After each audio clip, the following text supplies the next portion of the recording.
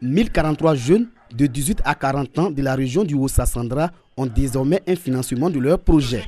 Ils sont bénéficiaires du projet Agir pour les jeunes phase 2.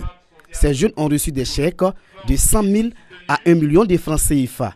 Ce sont plus de 534 millions de francs CFA distribués. Plusieurs secteurs d'activité sont concernés par ce financement de l'État qui s'inscrit dans le cadre de l'AS4 du programme social du gouvernement. Ces bénéficiaires ont traduit leur reconnaissance au président de la République, Alassane Ouattara. Je remercie l'État de cette aide-là pour pouvoir financer mon projet dans le but de me rendre autonome. C'est pour financer mon projet de commerce, précisément la restauration. Avant ça, à la base, je suis étudiante.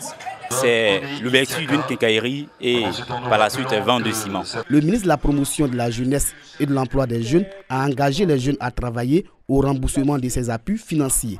Un remboursement qui permettra de financer de nombreux autres projets de jeunes. Mamadou Touré a annoncé de bonnes nouvelles à la jeunesse ivoirienne. Pendant une année, le jeune sera en situation de travail. Il va recevoir un pécule de 45 000 francs CFA par mois de la part du gouvernement. Et l'entreprise qui prend le jeune va verser au minimum 20 000 francs CFA par mois aux jeunes. Dès le mois de juin, nous allons lancer la phase 3 qui va concerner pour Daloa 6 785 jeunes à qui nous allons donner 3 milliards 53 millions 250 000 francs CFA. Mon département a décidé de débloquer dès ce mois de janvier 3 milliards 100 pour les conseils régionaux afin de leur permettre au niveau local de financer tous les jeunes qui ont des projets qui vont de 1 million à 5 millions de francs CFA. Lancée en septembre dernier, l'opération Agir pour les jeunes phase 2 vise 19 500 jeunes pour une enveloppe de 10 milliards de francs CFA. La première phase de cette opération a permis le financement de projets de 12 337 jeunes pour un montant global de 3,6 milliards de francs CFA.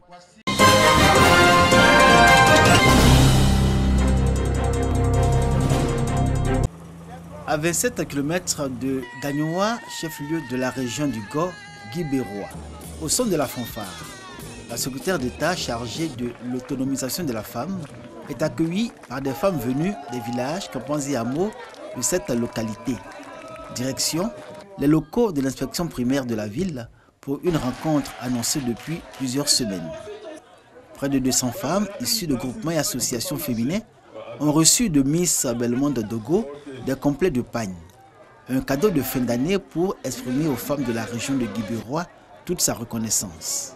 Dans les villages de Galébré et Kosewa, la secrétaire d'État chargée de l'autonomisation de la femme a répété le geste de Guibérois. Ce sont des cadeaux et de l'argent remis aux femmes au nom du Premier ministre Amadou Gon Coulibaly pour les accompagner dans leur engagement à lutter contre la pauvreté. Deux associations de femmes, Beni Bézi et Waneone,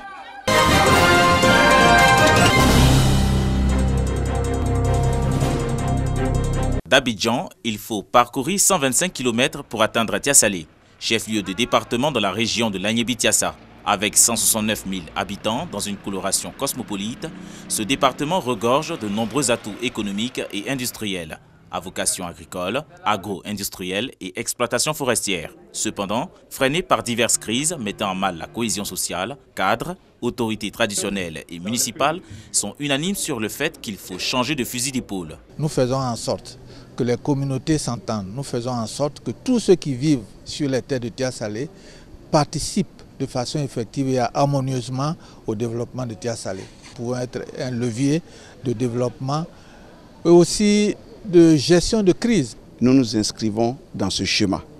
Nous pensons que notre département a besoin de paix.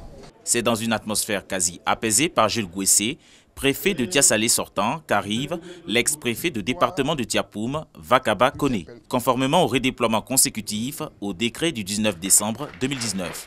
Le nouvel administrateur de la circonscription n'attend pas accorder un temps d'observation et définit ses priorités pour la cohésion et le développement du Tiassalé. Je voudrais rassurer les populations. Les élections vont se passer très bien. Je les invite à l'union, à la fraternité, à la solidarité pour le bonheur de nos populations. Ces populations, dans leur diversité, témoignent toutes du travail abattu pour résoudre les problèmes liés à l'orpaillage clandestin, au foncier, à la cohabitation communautaire et autres. La cour de RTI Bouaké transformée en studio radio à l'occasion de la rentrée radiophonique de Radio Bouaké. Pour ce rendez-vous annuel, les auditeurs sont venus des régions du Hambol, de Lifou, du Bélier et de Gbeke. Cette rentrée radiophonique est l'occasion pour présenter la grille des programmes retouchés. Papous Kader, directeur de Radio Bouaké, a annoncé de nouvelles émissions. Comme chaque année, ce seront toujours des innovations de taille. Et nous allons faire une véritable proximité avec des émissions éclatées. Et ces émissions leur permettent quand même de s'exprimer. Radio Bouaké à votre porte, taxi auditeur, les voix de la société. Des émissions pour être plus proches des populations. Désormais, la radio va se déplacer maintenant dans toute la région. Donc c'est une grande opportunité pour toute la population de pouvoir s'exprimer pour le développement et aussi l'avancement de la Côte d'Ivoire. Les émissions, vraiment, moi, ça n'a pas recommencé, mais les titres m'ont déjà convaincu. Le représentant du directeur général de la RTI et le directeur de RTI Bouaké ont réitéré leur gratitude aux auditeurs. David Mobio et Brahima Doumbia ont réaffirmé l'engagement de la RTI à travailler davantage pour le bonheur des populations. Radio Bouaké, si cette chaîne tient la route, c'est bien grâce à vous. C'est grâce à votre soutien. Je voudrais vous remercier pour cela et vous dire que nous sommes à votre service et nous sommes dans votre rôle et vous pouvez nous faire confiance. Nous allons vous accompagner dans toutes les actions que vous menez dans le bon sens. Le directeur général s'est fixé comme objectif principal de positionner la RTI au rang des premiers grands groupes audiovisuels de service public en Afrique de l'Ouest. Pour atteindre cet objectif, des études sont en cours. Et ces études prennent en compte un projet de réforme de RTI Bouaké avec une nouvelle feuille de route pour le département radio. Cette rentrée radiophonique est couplée au 8e anniversaire du retour de Radio Bouaké dans le paysage audiovisuel. Radio Bouaké produit une vingtaine d'émissions et de magazines. Au dîner, salle de réunion de la préfecture, la ministre de la Solidarité, de la Cohésion sociale et de la lutte contre la pauvreté remet des chèques et des bons de prise en charge médicale à 50 victimes et ayant droit de victimes des crises survenues en Côte d'Ivoire. Ils sont issus des régions du Kabadougou, du Folon, du Worodougou, du Bafing et du Tonkpi. Le montant global des chèques remis est de 22 millions de francs CFA. Les bénéficiaires apprécient la compassion du gouvernement à leur égard. C'est un geste noble parce qu'au moins nous savons que l'État pense à nous. Ouais, vraiment, ce qu'ils viennent de faire, vraiment, c'est très bien. Vraiment, on remercie le chef de l'État. Je pense que c'est bon à faire. Là, ça, là, nos cœurs seront tranquilles. Parce qu'on est toujours blessés dans notre cœur. Si le gouvernement fait ça pour nous, on le remercie beaucoup. Compatir ou guérir le cœur, c'est bien. Mais agir en amont est encore mieux. La ministre exhorte toutes les populations à préserver la paix, surtout que nous sommes dans une année électorale. Faisons en sorte que les élections 2020 se déroulent sans violence. Ni violence physique, ni violence verbale. Nous ne voulons pas de morts avant ou après les élections.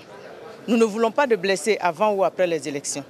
Nous ne voulons pas de dégâts matériels avant ou après les élections. Faisons en sorte que ce soit la démocratie qui triomphe parce que l'élection, ce n'est pas la guerre. Ces personnes indemnisées sont composées de 17 ayant droit de victimes et 33 blessés.